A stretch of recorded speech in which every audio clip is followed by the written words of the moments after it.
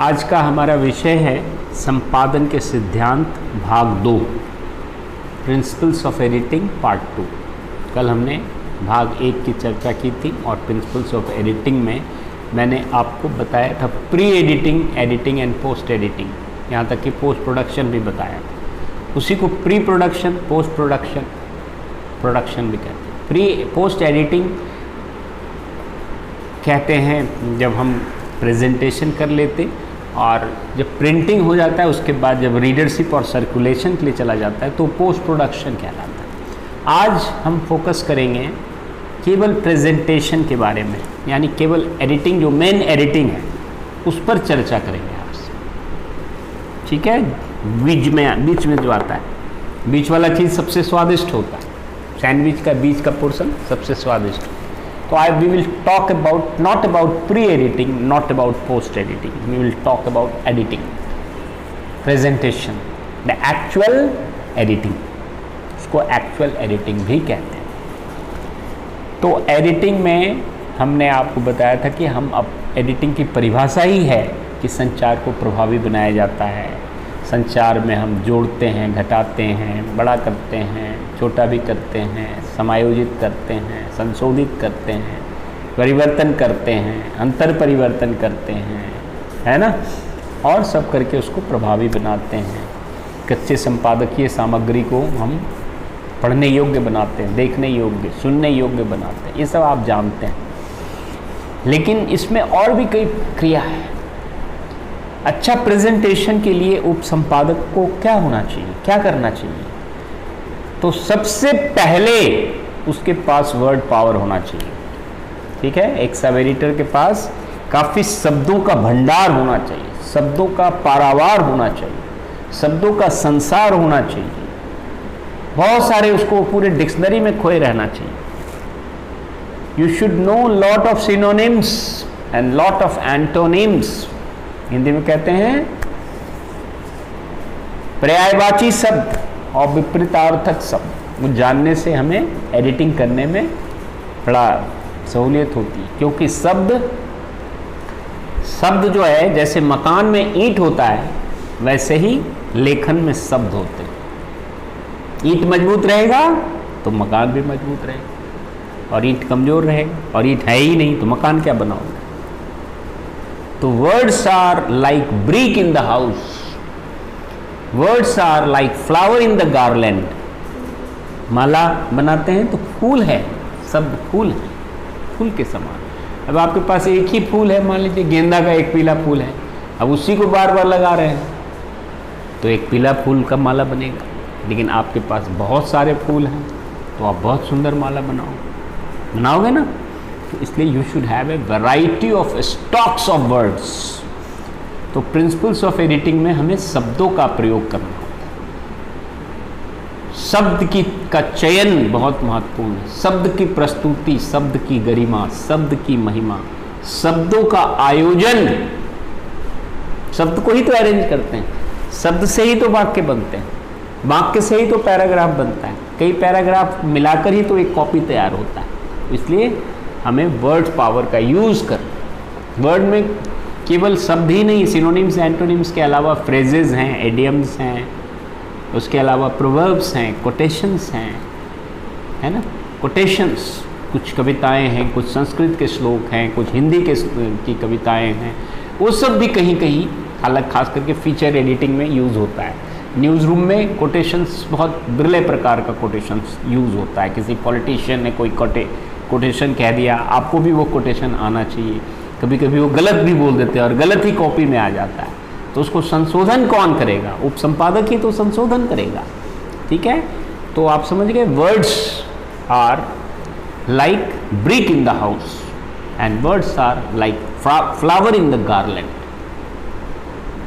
ठीक है, जैसे आप रंगोली बनाते हो तो आपके पास बहुत तरह का रंग है तो आप सुंदर रंगोली बनाओगे, और एक ही रंग है, दो ही रंग है तो उतना अच्छा नहीं बना पाओगे।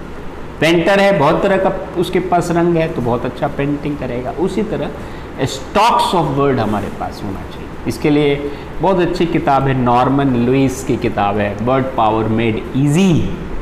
विल्फर्ड फ्रंक की किताब है, वर्ड पावर स्ट्रेंथेंस। ठीक है, तो आपको वो किताबों को पढ़ेंगे तो आपको बहुत सारे वर्ड्स के रूट बता देगा, और उससे आपके शब्द की जो शक्ति है, शब्द शक्ति, वो बहुत बढ़ जाएगी।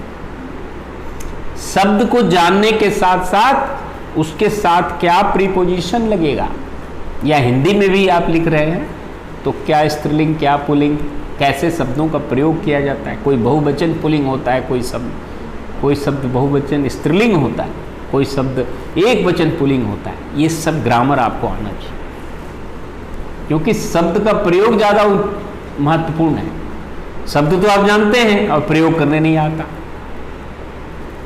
अब वो बांसों बांस उछल गया, अनुवाद भी करना पड़ता है कई बार। वो आपने कह दिया ही जंप बम्बूज एंड बम्बूज, ऐसे तो नहीं अनुवाद होता है ना। कई बार आपको अनुवाद करना पड़ता है संपादकों को। कॉपी आई अंग्रेजी में, आप हिंदी के अखबार में काम करते हो तो आपको हिंदी करना पड़ेगा। एजेंसीज की कॉपी, यूएनआई की, पीटीआई की कॉपी अंग्रेजी वाली पहले आ जाती, 1-1.5 घंटा पहले आती, और हिंदी वाली बाद में आती, और उतना पूर्ण नहीं रहती।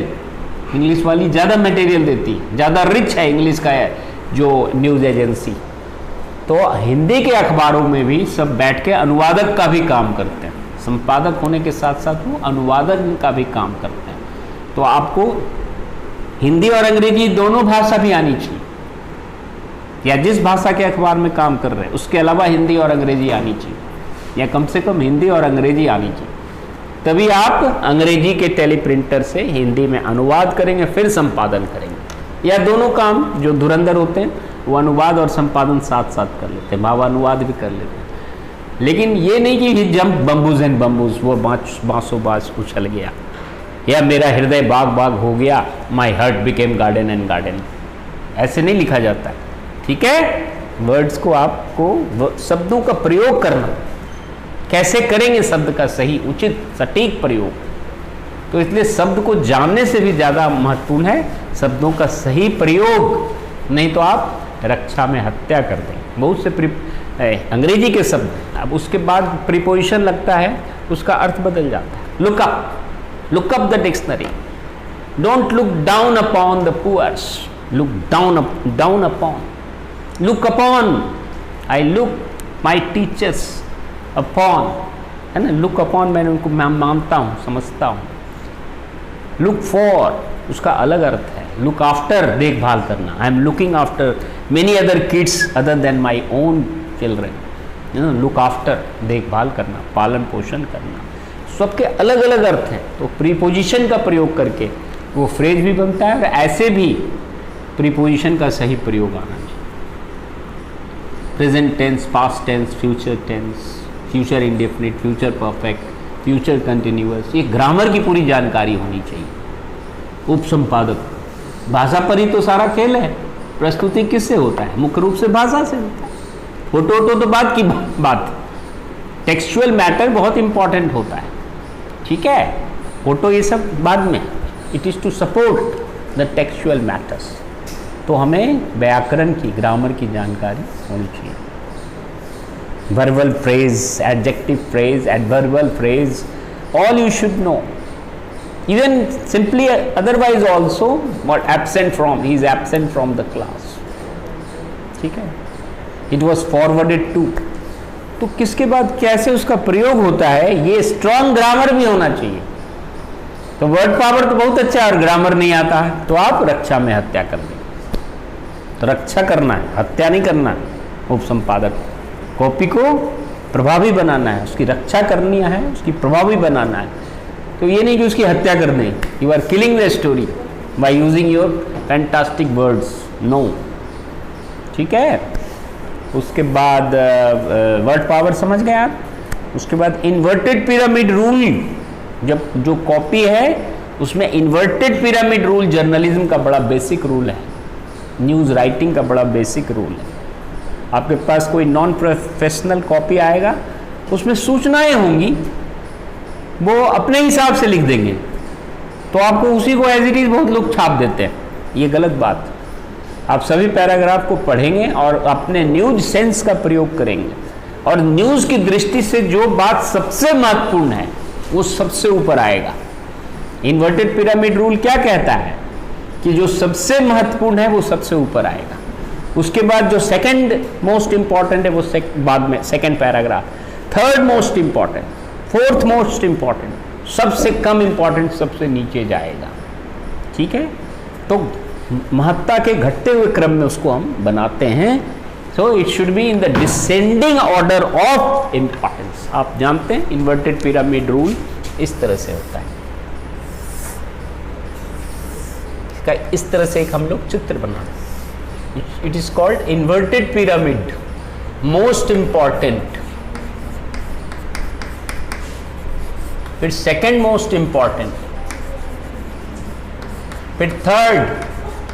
तो ये डिसेंडिंग ऑर्डर ऑफ इंपॉर्टेंस में छपेगा, डिसेंडिंग ऑर्डर ऑफ इंपॉर्टेंस। ठीक है, दोनों साइड्स महत्ता के घटते हुए क्रम में छपेगा। ठीक है, तो हमको सबसे इंपॉर्टेंट न्यूज की दृष्टि से समझना है, और उसको समझने के लिए आपको news sense, news criteria, news value को जज करने के लिए बहुत सी चीज़ बताई जाती है। What are the criteria for news, वो भी आपको अलग से पढ़ाया जाएगा। न्यूज़ क्राइटेरिया कहते हैं कि समाचार मूल्य किस बात में सबसे ज़्यादा है। जैसे एक साधारण सा उदाहरण कि जो असामान्य है वही समाचार है ना। अगर कोई पैर के बल चलता है तो समाचार नहीं है, और कोई सर के बल चलने लग जाए तो समाचार है। कोई रोटी चावल दाल खाता है तो समाचार नहीं है, कोई लोहा खाता है, ईटा खाता है, पत्थर खाता है तो वो समाचार है। तो something which is unroutine, something which is unique, rare, exceptional, uncommon, और उसमें पब्लिक इंटरेस्ट भी हो, जनहित में हो, और थोड़ा ताजगी, दो तीन बातों का हम ध्यान रखें। समाचार की भी परिभाषा आपने पढ़ी, समाचार की कसौटी क्या होती है, और समाचार मूल्य के आधार पर सबसे ज़्यादा महत्वपूर्ण जो होगा वो सबसे पहले पैराग्राफ में जाएगा। यही इन्वर्टेड पिरामिड रूल है, और उसके बाद घटते हुए क्रम में उसको हम लिखेंगे। ठीक है, यह पाठक की दृष्टि से भी महत्वपूर्ण है कि पाठक भी जानता है कि सबसे पहला पैराग्राफ, उसके पास भी समय कम है तो एक ही पैराग्राफ पढ़ के छोड़ देगा, थोड़ा ज़्यादा है तो दो पैराग्राफ पढ़ेगा, जिसकी विशेष रुचि है वो पूरा पढ़ेगा। हेडलाइन भी प्रायः पहले पैराग्राफ पर ही आधारित, प्रायः, लेकिन आजकल बहुत तरह का प्रयोग हो रहा है। क्रिएटिव एडिटिंग की बात मैंने कल की थी, तो उसमें हम पूरे पैराग्राफ को मिलाकर भी क्रिएटिव हेडलाइन देते हैं। ठीक है, तो इन्वर्टेड पिरामिड रूल का हम अनुसरण करते हैं। Consequence will come at the top. ठीक है ना, कॉन्सिक्वेंस कहाँ जाएगा, टॉप पे जाएगा। बहुत लोग कहानी की तरह न्यूज़ को लिख देते हैं, दैट इज रॉन्ग। जैसे एक राजा था, एक रानी थी, दोनों जंगल में, मैं एक उदाहरण दे रहा हूँ, शिकार खेलने गए, सामने से एक शेर आया, राजा ने बंदूक निकाली और शेर की हत्या कर दी, शेर को मार डाला। अब इसका जब न्यूज़ लिखेंगे तो ऐसे नहीं लिखाएगा, ठीक है ना। सबसे इंपॉर्टेंट बात क्या हुई इसमें कि जंगल के देश के राजा ने जंगल के राजा को मार गिराया। यही हेडलाइन बन सकता है, बहुत सुंदर है ना। देश के राजा ने जंगल के राजा को मार गिराया, और फलाना सम्राट राजा फलाना ने आज जंगल के राजा शेर को तत्काल बंदूक से मारकर ढेर कर दिया। ये सबसे ऊपर लिखाएगा, ये नहीं कि एक राजा था एक रानी थी, दोनों चले घोड़ा पर सवार होकर जंगल में, ये सब नहीं चलेगा। ये कहानी नहीं है, न्यूज़ है। तो कंसिक्वेंस विल कम। सिनेमा में भी देखते हो कंसिक्वेंस बाद में चला जाता है कि हीरो हीरोइन के साथ क्या हुआ, वो मरा कि बचा, विलेन ने उसको मार तो नहीं दिया हीरो को, हीरोइन मर तो नहीं गई, ये बाद में पता चलता है। कहानी में भी सस्पेंस बनाए रखते हैं, बाद में पता। लेकिन न्यूज़ में हीरो मर गया तो सबसे पहला है कि कयामत से कयामत तक में वो हीरो जो है मर गया और दुखांत हुआ, ये इंट्रो बनेगा अगर उसका भी आप न्यूज़ बना रहे हैं। So consequence is most important and most important will come. ज़्यादातर आप लोग कॉलेज में पढ़ते हैं तो आपको निबंध लिखने की आदत है, आप लास्ट में कंक्लूजन लिखते हैं, तो आप कभी न्यूज़ में हमेशा दिक्कत होती है बनाने में, आप कंक्लूजन को कंक्लूजन ही रखते हैं, यहाँ उल्टा कर देना है, इसलिए इसका नाम है इन्वर्टेड पिरामिड रूल। हिंदी में कहते हैं विलोम स्तूपी नियम। ठीक है, तो ये हम सबको बहुत दिक्कत आती है कि हम कंक्लूजन को ऊपर कैसे कर दें भाई। जिंदगी भर तो कंक्लूजन को अंत में लिखा हमने, कॉलेज में, स्कूल में, निबंध में, और यहाँ कह रहे कि आप सबसे ऊपर कीजिए, तो दिमाग ही उल्टा हो जाता है आदमी का। लेकिन आदत पड़ जाएगी तो आपसे भी होने लगेगा। तो इन्वर्टेड पिरामिड रूल का पालन अधिकांशतः होता है, हार्ड न्यूज़ में होता है, सॉफ्ट न्यूज़ में नहीं भी होता, फीचराइज न्यूज़ में नहीं होता, न्यूज़ फीचर में नहीं होता, न्यूज़ एनालिसिस में नहीं होता। ये हम आपको फिर अलग से बताएंगे। आजकल बहुत तरह का प्रयोग हो रहा है प्रिंट मीडिया में, इवन इलेक्ट्रॉनिक मीडिया में न्यूज़ के साथ, तो हम कई जगह, लेकिन मेजॉरिटी ऑफ न्यूज़ में मैंने कल भी बताया था कि इन्वर्टेड पिरामिड रूल का पालन होता है।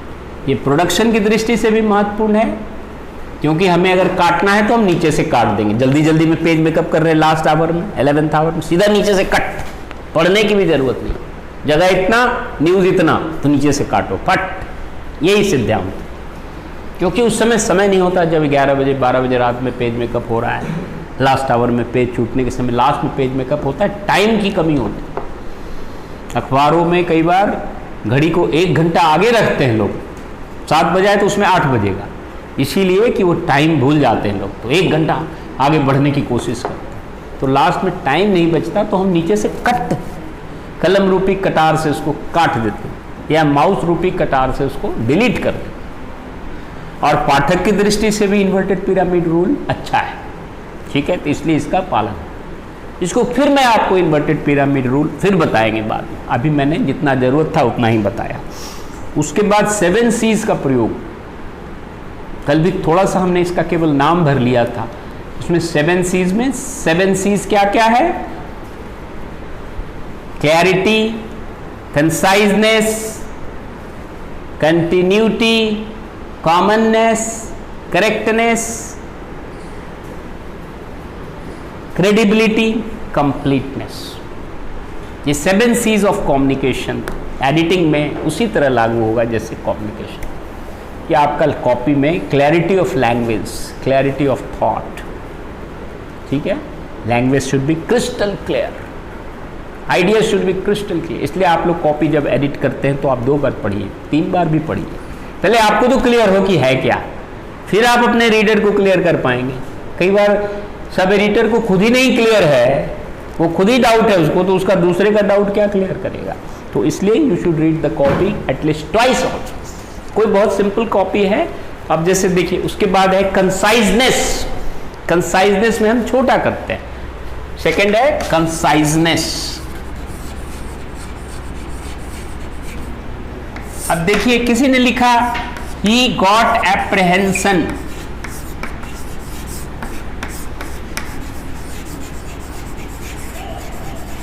that he will be arrested, that he would be arrested.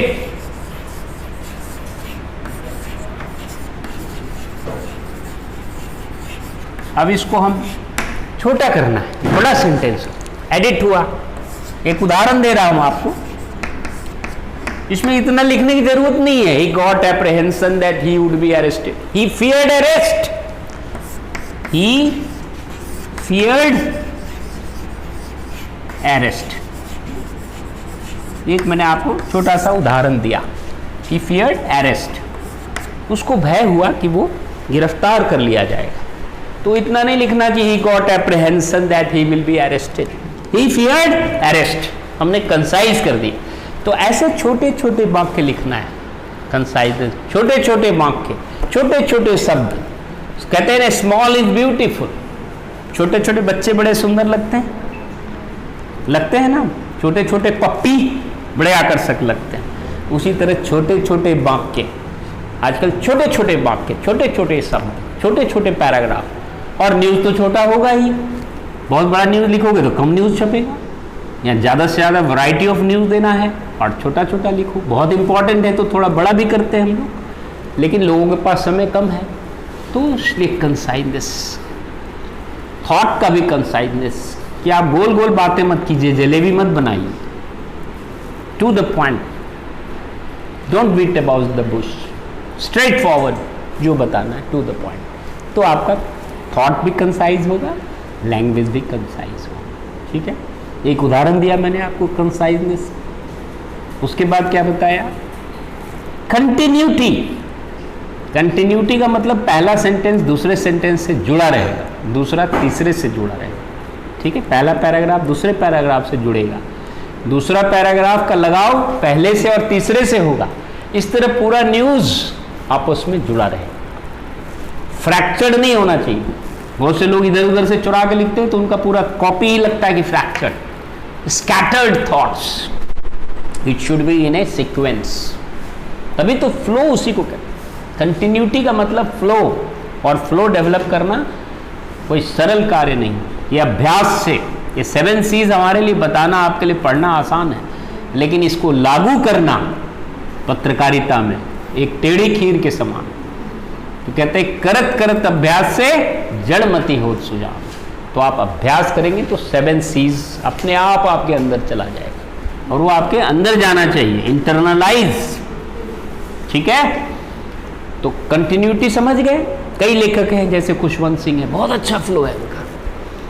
कई बार बड़े बकवास भी लिख देते हैं तो बड़ा पढ़ा जाता है, कई जगह से कॉलम छपता था, 31 जगह से एक साथ column. Flow, because of his flow of writing, felicity of expression. Sometimes there are rubbish material still because of flow. So आपका फ्लो और ओरिजिनल थॉट होता है तभी फ्लो अच्छा होता है। ठीक है, तो आर्टिकल राइटिंग में भी फ्लो इंपॉर्टेंट है, न्यूज़ में तो है ही। तो न्यूज़ को हम एक फ्लो में बनाते हैं कि जो हमने इंट्रो दिया है उसको ही एक फ्लो में डेवलप करते हैं। कि 5W दे दिया, अभी मैं आपको बताऊंगा 5Ws के बारे में, तो आपने पहले या दूसरे पैरा में 5W हटा दिया, आगे उसी का फॉलो करेंगे, H, how how how. So you will make a consequence, A continuity, A flow, A sequencing. Film में भी सीक्वेंसिंग करते हैं आप। फिल्म में अगर आम दिखाते दिखाते इमली दिखा देगा तो आपको लगेगा अब उठ के चलो बाहर जाके थम्स अप पीते हैं। अगर उसने बांध लिया तो आप कहोगे नहीं नहीं पूरा देखने के बाद ही जाएंगे। उसी तरह न्यूज़ राइटिंग में कि आपको you have to arrest the readers into the text. Don't throw your readers to the dictionary, otherwise your readers will throw you out of your job. आप अपने पाठक को डिक्शनरी की तरफ मत ढकेलिए, नहीं तो आपको आपके काम से ही दूर ढकेल देगा। ये बड़ी स्वर्णिम नियम है पत्रकारिता के, इसको मैं बाद में बताऊंगा और भी विस्तार से।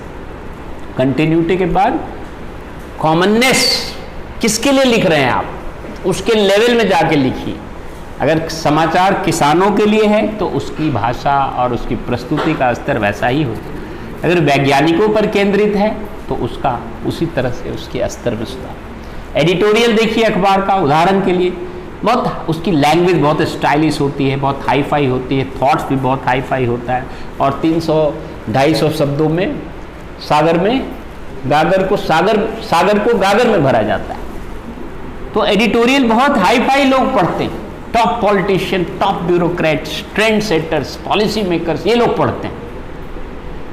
तो उसकी लैंग्वेज उस लेवल की होती है, उसके थॉट्स भी उस लेवल के होते हैं। So according to the news की भाषा बहुत सरल होती है, simplest, easily understandable words, because news सब लोग पढ़ता है, सबके लिए। उसमें भी हम देखते हैं कि इसका खास ऑडियंस कौन। खेल की भाषा थोड़ा अलग होती है, अलग उसका एक टर्मिनोलॉजी चलता है, चाहे क्रिकेट हो, फुटबॉल हो, हॉकी हो, तो आप किस पेज के लिए बना रहे हैं। तो you have to see the commonness कि ऑडियंस के लेवल में हमारा कम्युनिकेशन हो, तो दैट इज कॉल्ड कॉमननेस। उसके बाद करेक्टनेस। करेक्टनेस का मतलब बिल्कुल भाषा शुद्ध होनी चाहिए। बहुत लोग कहते हैं आज के जनरेशन की एक कॉमा छूट गया तो क्या फर्क पड़ता है, एक बिंदी छूट गया तो क्या फर्क पड़ता है, चिंता पर से बिंदी हट जाएगा तो क्या हो जाएगा, चिता, है ना। कुंती पर से बिंदी हट जाएगा तो बोलने की जरूरत ही नहीं है। बिंदी का बहुत महत्व है। आप सोचते हैं बिंदी हट गया तो क्या फर्क, कॉमा छूट गया तो क्या फर्क पड़ता है।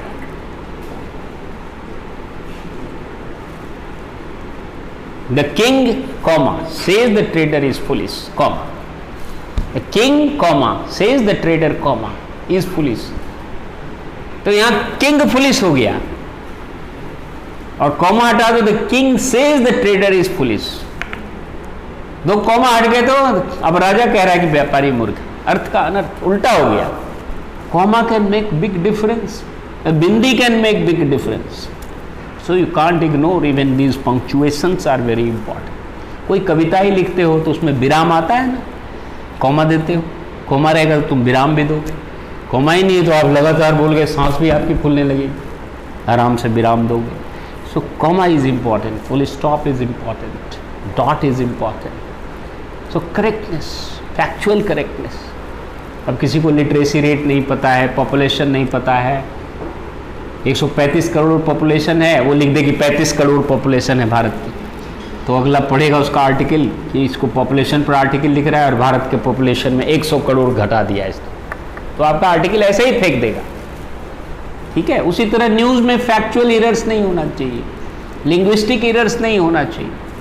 पिक्चर भी कई बार लोग गलत लगा देते हैं, न्यूज़ किसी और का, पिक्चर किसी और का, तो वो न्यूज़ खराब हो जाता है। Story is almost killed by you, you have your self killed your own story. Sometimes this does happen कि इसका फोटो इसमें लग गया, उसका फोटो उसमें लग गया।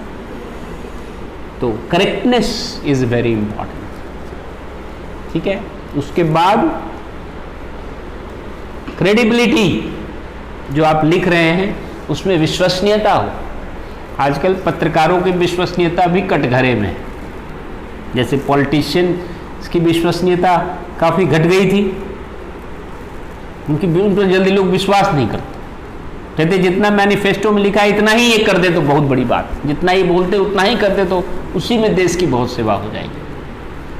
उतना भी नहीं करते, बल्कि उससे कई गुना अधिक बोल जाते हैं मगर कर नहीं पाते। उसी तरह पत्रकार की विश्वसनीयता भी आज कटघरे में। उनकी बात को भी कई बार पहले तो अखबार में ब्रह्म लकीर माना जाता था, जो स्पेलिंग लिख दिया और डिक्शनरी के तुल्य होता। आजकल बहुत गलतियां हैं अखबारों में, स्पेलिंग की गलती, वाक्य की गलती, कई कारण से गलतियां होती, टेक्नोलॉजी के कारण भी गलती होती। आप एडिटिंग कर रहे हो, बीच में किसी का फ़ोन उठा लिए, अब फ़ोन उठा लिए, अब फिर आप आगे एक पैराग्राफ छोड़ दिए टाइप करने में, लो सारा गुड़ गोबर कर दिया आपने। तो टेक्नोलॉजी के कारण गलती हो जाता है, कई बार हड़बड़ी के कारण गलती हो जाता है, कई बार अज्ञानता के कारण गलती हो जाती है। तो ये सारी गलतियाँ नहीं होनी चाहिए, नहीं तो आपका बना बनाया अच्छा पेज खराब हो जाता है। एक पैराग्राफ उड़ा दिया तो पूरा पेज ही नष्ट हो गया, पूरा न्यूज़ नहीं, पूरा पेज ही, फ्रंट पेज खराब हो गया। तो बहुत अलर्ट होकर हमें शुद्धता पर विशेष ध्यान देना होता है। उसके बाद और क्रेडिबिलिटी जो मैं बता रहा था, सॉरी, करेक्टनेस के बाद क्रेडिबिलिटी का मतलब हम अधिक से अधिक उदाहरण दें, अधिक से अधिक पिक्चर दें, अधिक से अधिक डायग्राम दें। कहीं कहीं हम इंटरव्यू भी लेके डालते हैं, बहुत बड़े न्यूज़ होता है, एक्सक्लूसिव स्टोरी होता है, तो इंटरव्यू से क्रेडिबिलिटी बढ़ती है कि आप डिफेंस पर लिख रहे हैं कोई न्यूज़ और डिफेंस एक्सपर्ट का इंटरव्यू है, मेडिकल पर लिख रहे हैं किसी डॉक्टर का इंटरव्यू है, ठीक है, कोरोना पर आप लिख रहे हैं, आपका क्या महत्व है, मगर कोई एक्सपर्ट डॉक्टर कोरोना के कोविड के बारे में बता रहा है कि अभी उसका क्या लेटेस्ट ट्रेंड है, क्या सिचुएशन है, क्या सिनेरियो है, क्या प्रिकॉशंस लेना चाहिए, तो उसकी एक क्रेडिबिलिटी बनती है। तो पत्रकार तो एक मीडिएटर है, media is a mediator, so you can talk and so interview raises the credibility, symposium raises the credibility, examples raises the credibility, data, chart, diagram, pictures raises the credibility. One picture speaks more than 1000 words. तो आपको अपने story का credibility बढ़ाने के लिए इन सब चीज़ों को भी व्यवस्थित करना जरूरी है, ठीक है। और उसके बाद कंप्लीटनेस, कंप्लीटनेस का मतलब न्यूज़ में अलग है और आर्टिकल राइटिंग में अलग है, थोड़ा भिन्नता है। आर्टिकल राइटिंग में तो है कि भाई व्हाट यू वांट टू से एक्चुअली, न्यूज़ में हम बैलेंस करते हैं, सभी पक्षों का बयान आया कि नहीं। जैसे विश्वविद्यालय की कोई खबर है तो छात्रों का क्या विचार है, नॉन टीचिंग का क्या है, टीचर का क्या है, एडमिनिस्ट्रेटर का क्या है, पेरेंट्स का क्या है। पॉलिटिकल इश्यूज़ है तो एक पार्टी का खाली रूलिंग पार्टी का विचार है तो नहीं, अपोजिशन का क्या विचार है, बहुत सारी पार्टियाँ हैं, सबके अलग अलग विचार क्या हैं। संसद की गिरती गरिमा पर ही मान लीजिए लिख रहे हैं तो आपने उस पर सबके विचार, बहुपक्षी, तो बैलेंस न्यूज़ होता है, उसको एक तरह से हम कंप्लीटनेस कहते हैं। तब आपने कंप्लीट पिक्चर दे दिया, और नहीं तो लॉपसाइडेड इम्बैलेंस्ड स्टोरी कहलाएगा, ठीक है। तो ये 7 C's is very important in your news writing, news presentation. in your actual editing.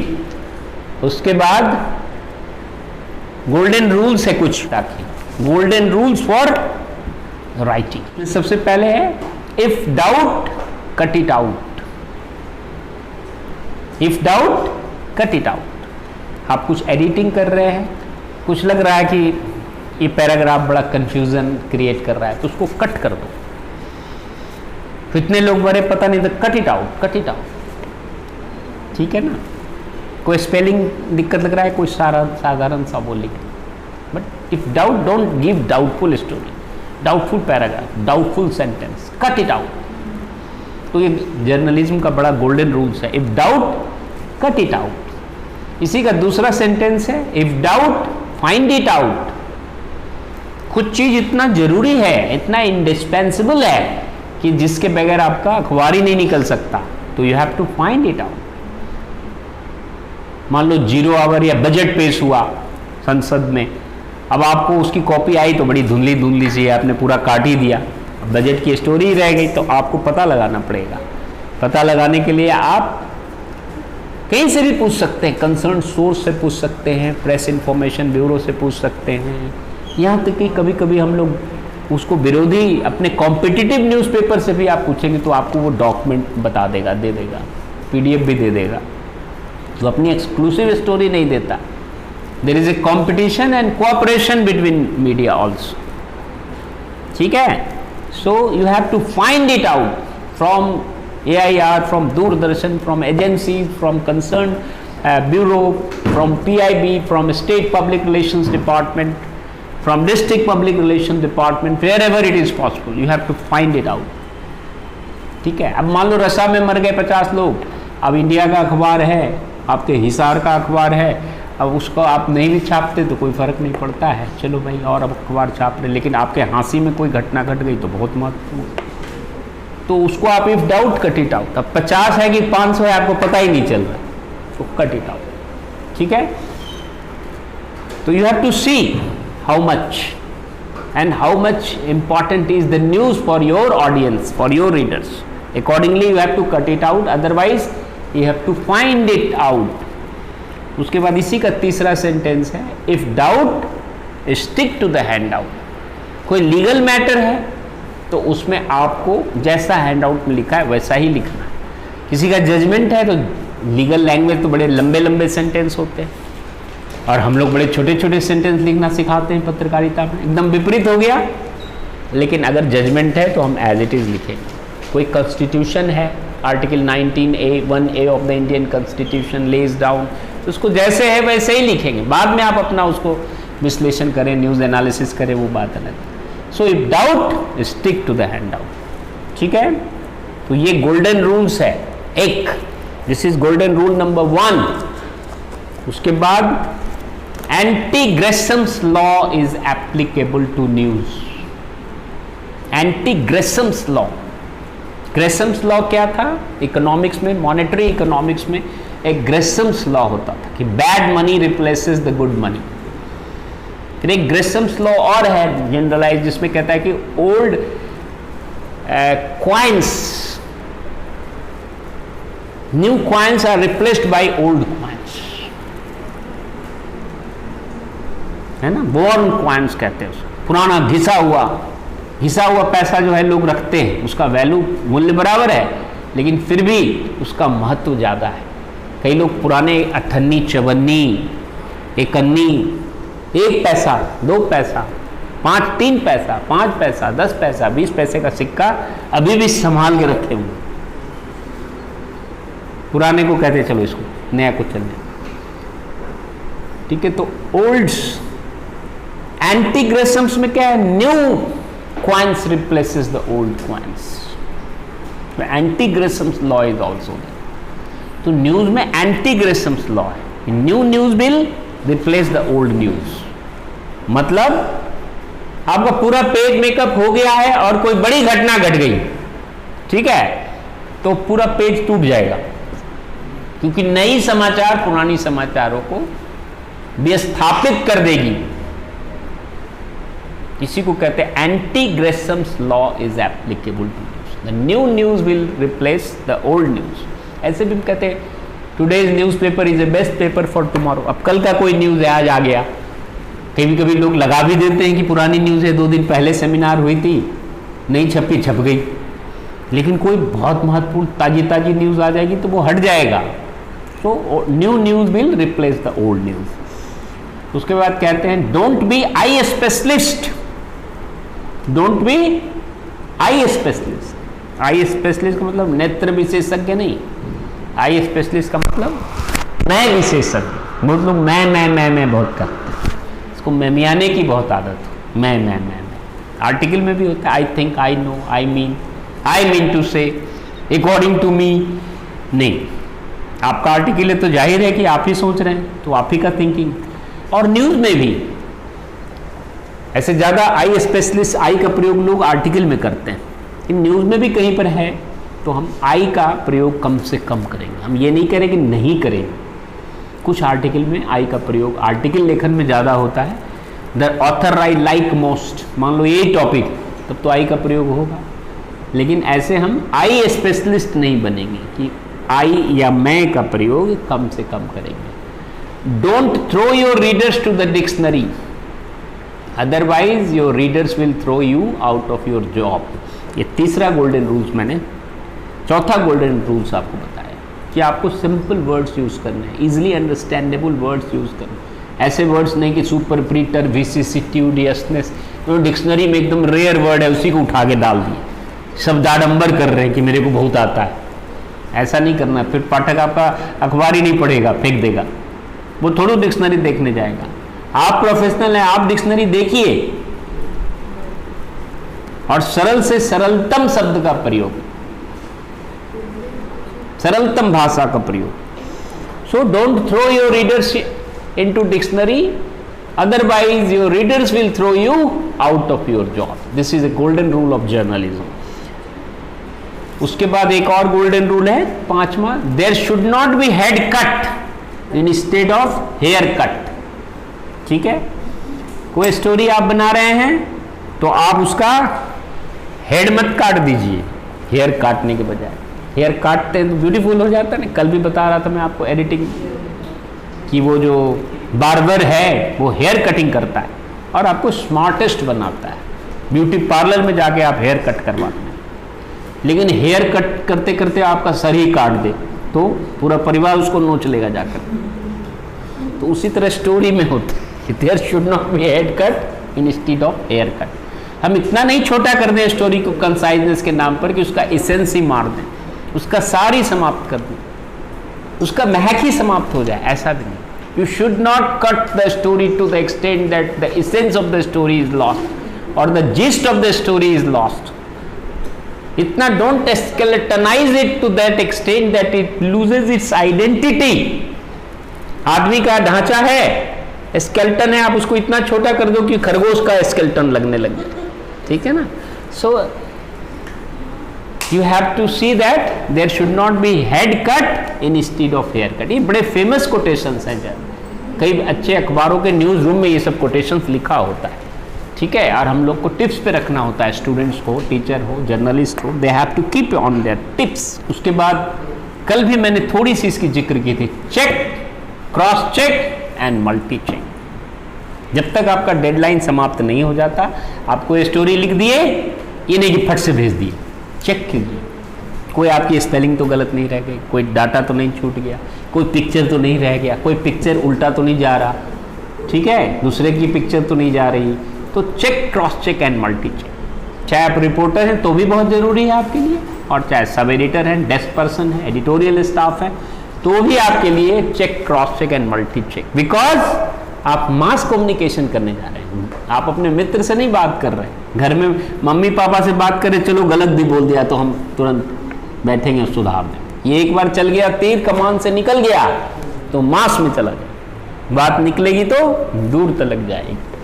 फिर कहते हैं लोग जालिम हैं, हर एक बात का ताना देंगे, दूर तक निकल गई बात। अब दूसरे दिन आप लाख संशोधन छापते रहिए, वो संशोधन होने वाला नहीं है, वो रेक्टिफिकेशन नहीं होगा। तो इसीलिए one has to check, cross check and multi check. ये जर्नलिज्म का गोल्डन रूल्स है, एडिटिंग का गोल्डन रूल्स। एक और है, if something can go wrong it will इसको पार्किंसन लॉ कहते हैं। Something can go wrong, it will. कई बार छोटे छोटे बड़े बड़े अच्छे स्टोरी में छोटी छोटी गलतियां हो जाती। ये पटना का पंटा छाप दिया, ठीक है ना, अब सारी चीज अच्छी है, अब पटना का पंटा छाप दिया, लो पंटा हाई कोर्ट कर दिया। अच्छे अच्छे अखबारों में हो जाता है, अंदर में हो जाता है, बाहर में हेडलाइन में हो जाता है, बाद में दिखता है अरे मैंने तो बड़ा अच्छा स्टोरी फाइल किया, सुबह पढ़ा दिखा रहे, माथा अपना खुद ही पीट लेता है। तो ये इतना मतलब हेक्टिक काम होता है ना, इतना प्रेशर में काम करते हैं कि कभी कभी ऐसी स्पेलिंग भी गलती हो जाती है जो आप बच्चे से भी उम्मीद नहीं करते, जो आप केजी में भी जानते थे कि इसकी स्पेलिंग PATNA है, फिर भी आपने इतने बड़े सब एडिटर होकर भी पंटा कर दिया कि ऐसी गलतियां कुछ हो जाती। कहते हैं if something can go wrong it will. उसके बाद एक और बड़ा इंपॉर्टेंट है कि in daily newspaper we are bound to commit mistakes. In daily newspaper we are bound to commit some mistakes, but we should try to minimize the errors. Daily newspaper इतना जल्दी जल्दी काम होता है, 12-14 घंटे में हम 36 पेज का अखबार निकाल देते हैं, तो उसमें कुछ ना कुछ कॉमा, फुल स्टॉप, स्पेलिंग की गलती, चाहे बड़े से बड़ा अखबार हो, नेशनल डेलीज हो, Indian express, times of India, Hindu, कोई भी हो, सब में कुछ ना कुछ गलतियां होती।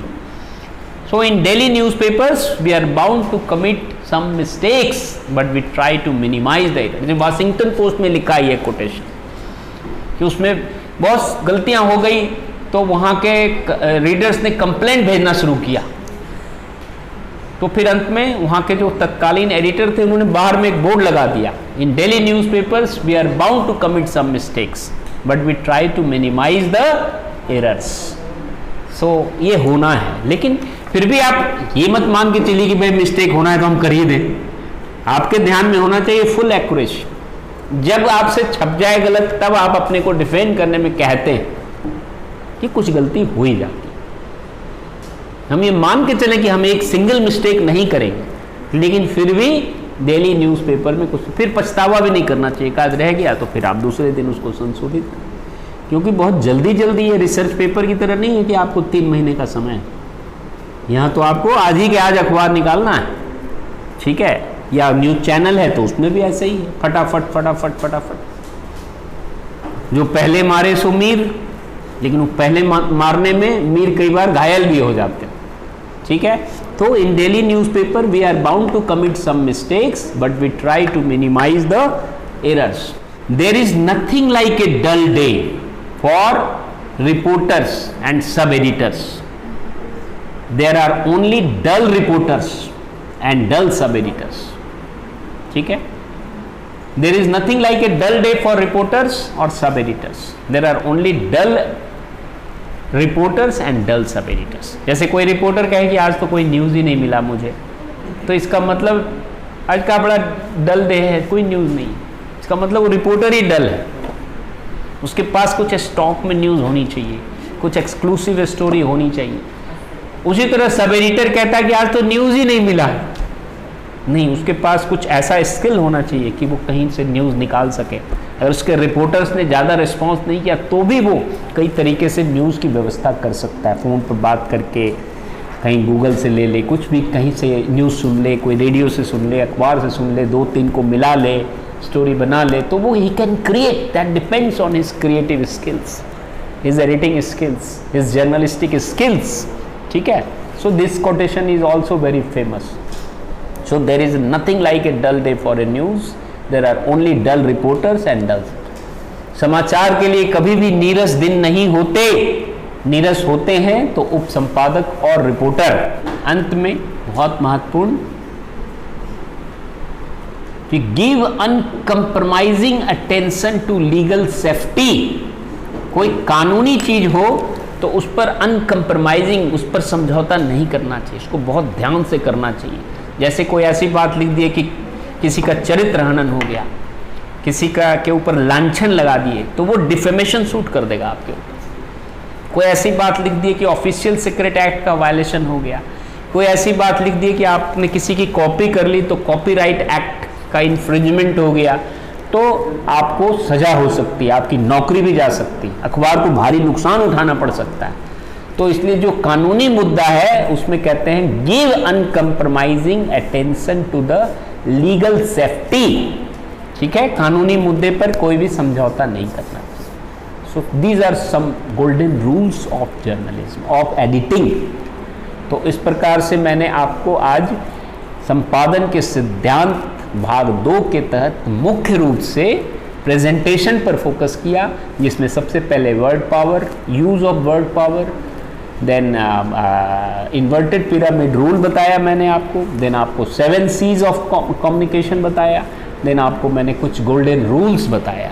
ठीक है, तो ये सब मिलाकर हमने आज आपका संपादन के सिद्धांत विषय को जहाँ तक संभव हुआ समाप्त कर दिया है, और अगली बार हम फंक्शंस ऑफ एडिटिंग की चर्चा करेंगे। हालांकि इसमें और भी कई चीज़ें हैं, लेकिन आपकी अभी फ़िलहाल जितनी ज़रूरत है वो मेरे तरफ से समाप्त हो गया। ठीक है, तो अगर किसी को कोई प्रश्न करना है, किसी को कोई टिप्पणी करनी है, कुछ जोड़ना है, कुछ घटाना है, तो आप बेहिचक निसंकोच प्रश्न कर सकते हैं। तब तक के लिए इजाज़त, धन्यवाद, नमस्कार।